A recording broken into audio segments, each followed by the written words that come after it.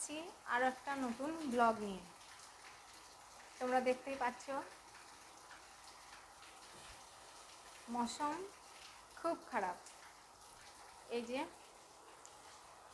একদম অন্ধকার হয়ে আছে, বৃষ্টি হলো প্রচুর পরিমাণে।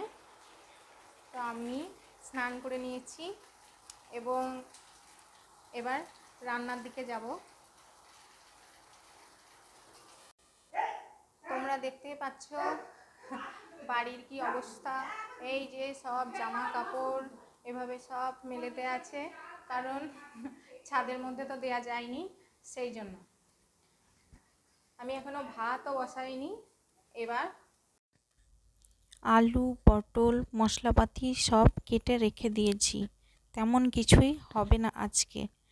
চিংড়ি মাছ নেওয়া হয়েছে, একাদশী, তাই আমার আর হাজব্যান্ড আর ছেলের। চা মানে তো মায়ের চা, একটু খেতেই হবে, তাই রান্নার আগে আমি একটু চা খেয়ে নেব। আর ঢ্যাঁড়সগুলো দেখো কেটে নিয়েছি এরকম করে, নুন হলুদ মাখিয়ে রাখছি।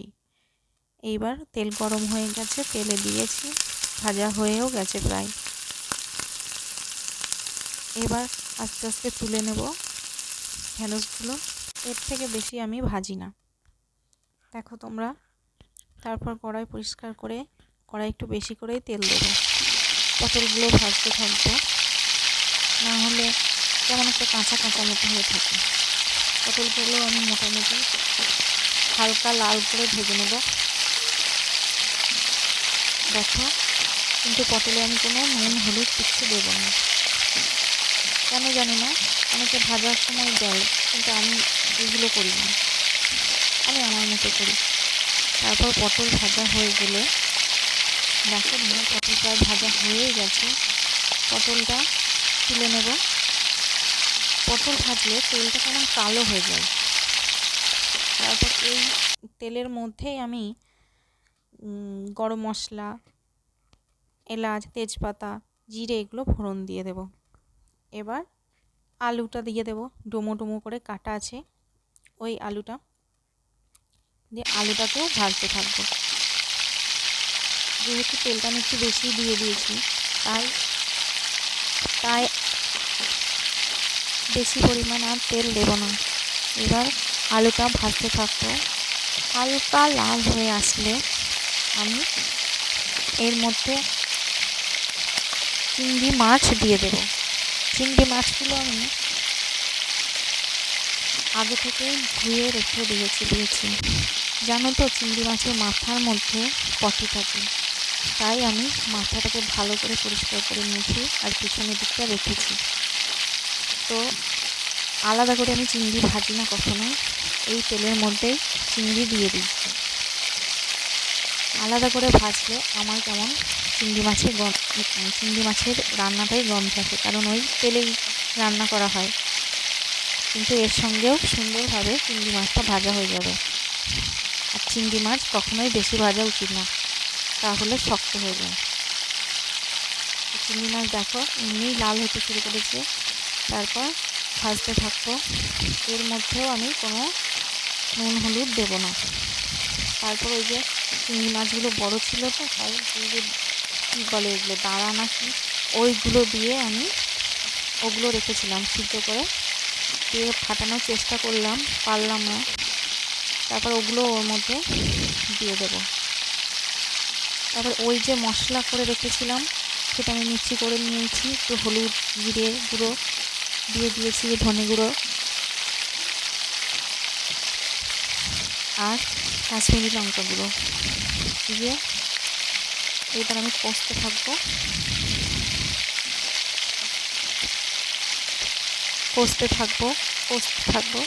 থাকার পর যখন এই মাছটা আলুটা কষা হয়ে যাবে, তখন আবার ওইগুলো দিয়ে দেবো, দাঁড়াগুলো, কারণ যেহেতু আমি সিদ্ধ করে নিয়েছি, তাই আর ভাজলাম না এবং কষতে থাকলাম, ভালো করে কষতে থাকলাম। কষতে দেখো প্রায় জল ছেড়ে দিয়েছে, ভালো করে কষতে হবে। এবং এবার আমি নুন দিয়ে দিলাম, আমি এই প্রথম নুন দিলাম। নুনটা দেওয়ার পর ভালো মতো কষিয়ে তার মধ্যে এবার আমি ভাজা পটলগুলো রেখেছিলাম সেগুলো এর মধ্যেই দিয়ে দেবো। যেহেতু আমার এদিকে প্রায় কষা হয়ে গেছে, এই ভাজা পটলগুলো দিয়েও আমি কষিয়ে নেব। এইভাবে পটল চিংড়ি করে দেখো তোমরা, আশা করি ভালোই লাগবে। আর প্লিজ আমার চ্যানেলটাকে সাবস্ক্রাইব করো আর পারলে লাইক করো, আমি সম্পূর্ণ নতুন। এইভাবে কষিয়ে নিতে থাকবো। কষা হয়ে গেলে দেখো প্রায় কষা হয়ে গেছে, গন্ধ ছেড়ে দিয়েছে। তারপর আমি এবার জল দিয়ে দেব। জল দেওয়ার পর ঢাকা না দিয়ে ঢাকা দিয়ে দেব। ভালো মতো ভেজে ভালো মতো কষিয়ে নিয়েছি, তাই বেশি সময় লাগবে না আশা করি। দেখো আলুগুলো সিদ্ধ হয়ে গেছে। এবার আমি ওর মধ্যে গরম মশলা দিয়ে দেবো, একটু ঘি দিয়ে দেব আর সামান্য পরিমাণ চিনি দিয়ে দেব।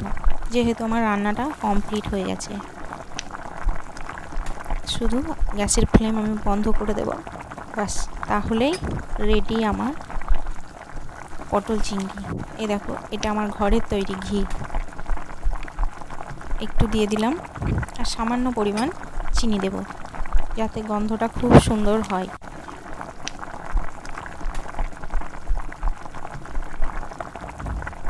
দেখেছো, একেবারে সামান্য চিনি, বেশি চিনি দিলে মিষ্টি ভাবটা বেশি চলে আসে।